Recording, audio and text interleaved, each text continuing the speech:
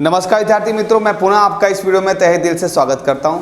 आगे हम आज बात करने जा रहे हैं 16वां आवक यानी प्राप्तियां यानी रिसिप्ट। सबसे पहले बात करते हैं कि आवक का मतलब क्या है, आवक का अर्थ क्या है। एक सामान्य भाषा में हम समझें कि किसी भी चीज़ को बेचने या खरीदने पर हमें या सामने वाले पक्ष को जो रकम प्राप्त होती है, जो रोकड़ प्राप्त होती है, वो आवक के रूप में हम उसे गिनते हैं। जैसे मैं अपनी बात करूं तो कोई भी चीज़ को मैं सेल करता हूं, ठीक है, या बेचता हूं, तो उससे मुझे क्या मिलता है, आवक मिलता है। अगर किसी धंधे की हम बात करें, ठीक है, तो उसके अंदर जो हमको कमीशन मिलता है, ठीक है, जो डिविडेंड प्राप्त होता है, वो भी क्या हुआ, एक तरह से हमारी आवक गिनी जाती है। यानी अगर बात करें किताबी भाषा में तो क्या लिखा हुआ है, धंधा के दौरान या फिर धंधा द्वारा किए गए व्यवहारों के परिणाम स्वरूप जब रकम मिलती है तो उसे आवक के रूप में जाना जाता है, उसे आवक या प्राप्तियां कहते हैं। मतलब हमको कुछ मिल रहा है सामने।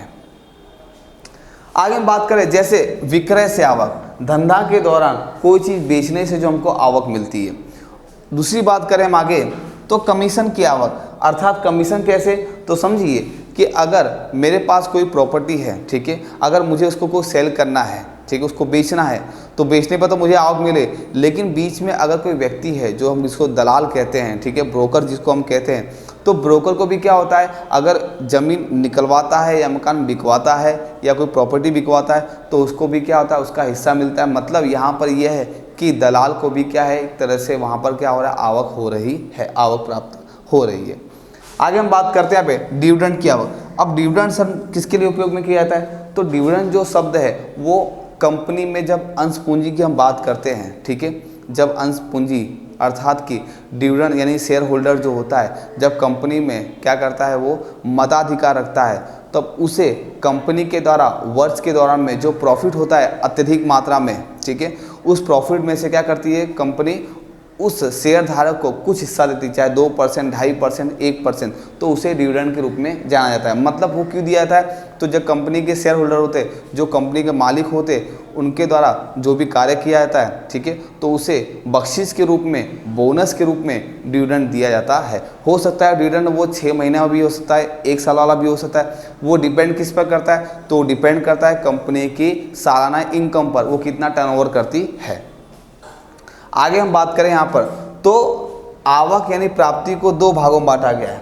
2 भाग कौन कौन से हैं, तो सबसे पहला भाग हमारे पास है पूंजीगत आवक और दूसरा है राजस्व आवक। अच्छा, पूंजीगत आवक क्या है, राजस्व आवक क्या है, तो इसके नेक्स्ट वीडियो में आपको बताऊंगा कि उसका अर्थ क्या है, उसका उपयोग हम कहाँ कर सकते हैं, उसे हम कैसे समझ सकते हैं।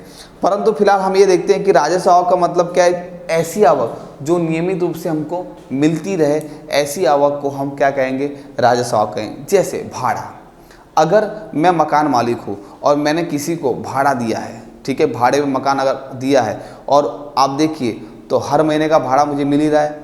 अब मान लो कि मैंने किसी को दुकान दी है, ठीक है, कि अपना धंधा वहाँ पर शुरू कर सकते हैं, अपनी शॉप चला सकते हैं, तो उसके द्वारा भी क्या होती है, मुझे भाड़े की आवक मिलती है, तो वो क्या है, नियमित रूप से है। अगर बात करूँ पूंजीगत आवक, तो नियमित रूप से जो आवक प्राप्त नहीं होती है उसे पूंजीगत आवक कहते हैं। जैसे आपको बात करूँ तो अगर वर्ष के दौरान बात करूँ तो वर्ष के दौरान कैसा होता है कि अगर अंश पूंजी का, ठीक है, वितरण किया जाए, यानी अंश पूंजी को अगर मान लो निकाला जाए, तो वहाँ पर क्या होता है, तो ऐसी आवक को हम पूंजीगत आवक के रूप में कहते हैं। ऐसी आवक हमें क्या होती है, हर महीने या हर दिन नहीं प्राप्त होती है, वो साल में एक बार प्राप्त होती है। अंश पूंजी का वितरण का मतलब क्या है, जब कंपनी को पूंजी की आवश्यकता होती है या फिर जब कंपनी कोई टेंडर बाहर निकालती है, तब उस समय क्या करती है, वो अंश पूंजी का मतलब अंश का एक वितरण करती है। तो वितरण के द्वारा क्या होता है, जब आम जनता कंपनी के अंदर पैसा भरती है, ठीक है,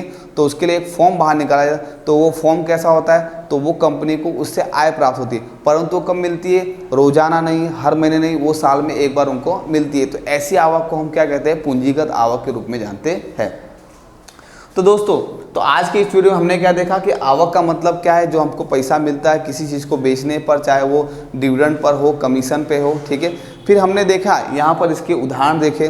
हमने ये भी देखा कि आवक के रूप में कितने भागों में बटा, 2 भागों में, पूंजीगत आवक और दूसरा है राजस्व आवक, ठीक है। तो पूंजीगत आवक का मतलब जो नियमित रूप से नहीं मिलता है, और राजस्व आवक का मतलब ये होता है जो नियमित रूप से हमको प्राप्त होता है। तो दोस्तों, आज के इस वीडियो में इतना ही।